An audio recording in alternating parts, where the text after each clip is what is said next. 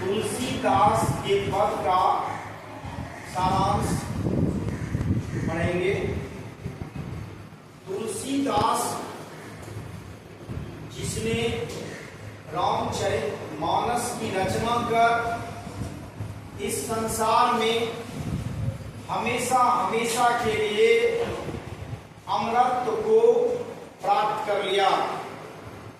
तुलसीदास का जन्म लगभग 1543 ईस्वी में हुआ था। इसका बचपन गरीबी में व्यतीत हुआ। तुलसीदास भिक्षाटन के माध्यम से अपने उदर की पूर्ति करते थे। भीख मांगकर वह खाते थे। तुलसीदास का जन्म मूला नक्षत्र में हुआ था, जिसे खराब नक्षत्र माना जाता है। तुलसीदास का जो ही जन्म हुआ उसके मुंह में 32 दांत उपलब्ध थे। वह रोने के बजाय हंस रहे थे। वह जन्म के समय ही 5 वर्ष के बालकों के समान लगता था। इसलिए उसकी माता ने उसका परित्याग कर दिया। उसका पालन पोषण मुनिया नामक दासी ने किया। तुलसीदास के गुरु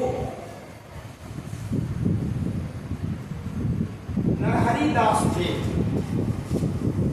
और उसी से शिक्षा प्राप्त कर उन्होंने रामचरितमानस की रचना की।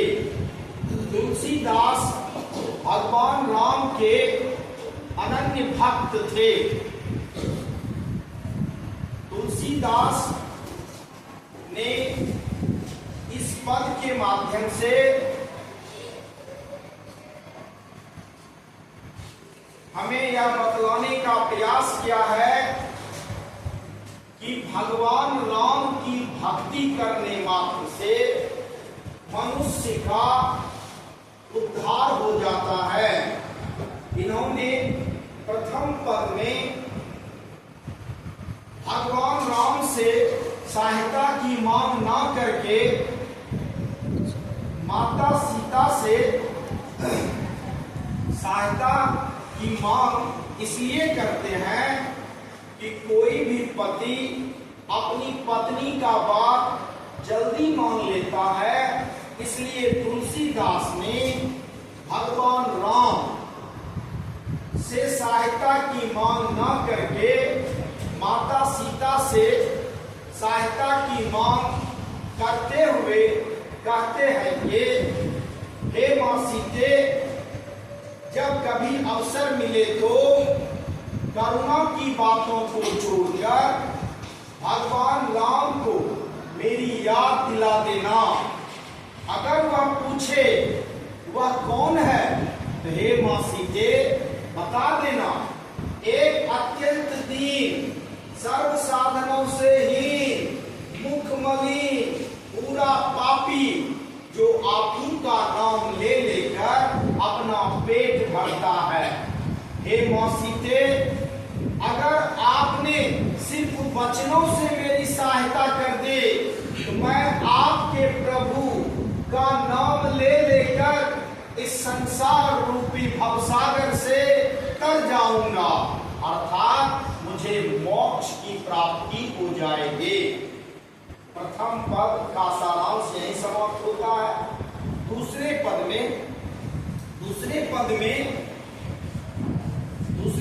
में तुलसीदास भगवान राम के दरवाजे पर बैठा है। रे रे का रट लगा रहा है और कहता है मुझे कुछ नहीं चाहिए, बस एक कौर से मेरा काम चल जाएगा। यहाँ बच्चों, एक कौर का अर्थ 84 कृपा दृष्टि होता है। अब तुलसीदास अपने मन में प्रश्न किया, अगर भगवान राम या पूछे इतना हट्टा कट्टा होकर कोई काम क्यों नहीं करता जो भीख मांगने चला आया है। फिर तुलसीदास कुछ देर रुककर पुनः उत्तर देता है कि हे प्रभु, इस कलयुग में उत्तम का अभाव है। कोई भी काम बिना विघ्न बाधा का पूरा नहीं होता। कोई भी काम करने पर झूठ बोलना पड़ता। इसलिए मैंने कोई काम करना उचित नहीं समझा, भीख मांगना ही उचित समझा। क्योंकि इस कलयुग के लोगों की करतूत तो नीच है। इस कलयुग के लोगों की करतूत तो नीच है। वह झूठे सुख को सच्चा सुख समझ लेता है। इस कलयुग के लोगों का सुख कैसा? कोढ़ी के खाज के समान। खाज मतलब घाव। जब तक कोढ़ी व्यक्ति अपने घाव को खुजलाता है तब तक तो उसे आनंद की अनुभूति होती है, और जो ही वह छोड़ देता है उससे मवाद और जलन उत्पन्न होने लगता है। ठीक उसी प्रकार कलयुग के लोग झूठे सुख को सच्चा सुख समझ लेते हैं, लेकिन सच्चा सुख तो भगवत भजन से ही संभव है। सच्चा सुख भगवान राम की कृपा से ही संभव है। इसलिए हे प्रभु, मैंने कोई काम करना उचित नहीं समझा, भीख मांगना ही उचित समझा। अंत में थक हार कर मैं साधु संतों के शरण में गया और उनसे पूछा कि ऐसे उत्तमहीन व्यक्ति को भला कौन अपने शरण में रख सकता है। तो सबों ने एक स्वर में उत्तर दिया कि ऐसे उत्तमहीन व्यक्ति को दशरथ नंदन, दानियों का बाना रखने वाले भगवान राम ही अपने शरण में रख सकते हैं। इसलिए हे प्रभु, मैं आपके पास आया हूँ। मैं जन्म से भूखा और भिखमंगा हूँ। आप अपने चरणों में ऐसी भक्ति दे दीजिए, ऐसी भक्ति दे दीजिए कि संसार के किसी दूसरी वस्तु की इच्छा हमारे मन में उत्पन्न ही ना हो।